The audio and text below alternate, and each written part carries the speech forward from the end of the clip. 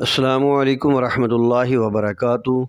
شرح موطا امام مالک رحمۃ اللہ تعالی علیہ میں ایک بڑا ہی عجیب واقعہ لکھا ہے کہ مدینہ منورہ کے قریب ایک ڈیرے پر ایک عورت فوت ہوئی تو جو عورت غسل دے رہی تھی، جب اس کا ہاتھ مری ہوئی عورت کی ران پر پہنچا تو اس کی زبان سے نکل گیا کہ یہ جو عورت آج مر گئی ہے، اس کے تو فلاں مرد کے ساتھ ناجائز تعلقات تھے۔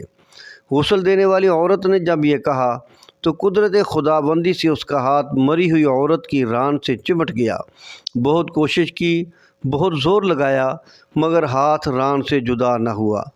میت کے ورثاء زور دے رہے تھے کہ جلدی کرو، شام ہو رہی ہے، ہم نے جنازہ بھی پڑھنا ہے، جنازے کے بعد دفن بھی کرنا ہے۔ تو وہ عورت جو غسل دے رہی تھی وہ ان سے کہنے لگی، میں تو چھوڑتی ہوں مگر آپ کا مردہ مجھے نہیں چھوڑتا۔ رات پڑ گئی مگر ہاتھ یوں ہی چمٹا رہا۔ آخر ورثاء علماء کے پاس گئے کہ اس کا کیا حل ہے، ہاتھ کو کیسے جدا کیا جائے۔ کسی نے کہا ہاتھ کاٹ دیا جائے، تو کسی نے کہا جس جگہ ہاتھ چمٹا ہے وہاں سے ران کا گوشت کاٹ دیا جائے۔ اسی طرح 3 دن اور 3 راتیں گزر گئیں۔ آخر مدینہ المنورہ کے بہت بڑے عالم دین اور چیف جسٹس حضرت امام مالک رحمۃ اللہ تعالی علیہ کی خدمت میں لوگ حاضر ہوئے اور واقعہ عرض کیا۔ امام صاحب نے فرمایا کہ مجھے وہاں لے چلو۔ وہاں پہنچے تو پردے کے اندر کھڑے ہو کر غسل دینے والی عورت سے امام صاحب نے پوچھا کہ غسل دیتے وقت آپ نے زبان سے کوئی بات ایسی بھی کہی تھی جو اللہ کی پکڑ کا ذریعہ بن گئی ہو؟ تو وہ عورت امام صاحب سے مخاطب ہوئی کہ جب کو کہنے لگی کہ میں نے اتنا کہا تھا کہ یہ جو عورت ہے اس کے فلاں مرد کے ساتھ ناجائز تعلقات تھے۔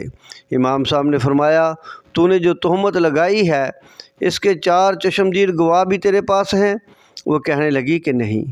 یہ سن کر امام مالک رحمۃ اللہ تعالی علیہ نے وہیں کھڑے کھڑے پورے قرآن میں نظر دوڑائی، پھر فرمانے لگے۔ قرآن پاک میں سورہ النور میں اللہ تبارک و تعالی کا ارشاد ہے، جو عورتوں پر ناجائز تہمتیں لگاتے ہیں پھر ان کے پاس 4 گواہ نہیں ہوتے تو ان کی سزا ہے کہ ان کو 80 کوڑے مارے جائیں۔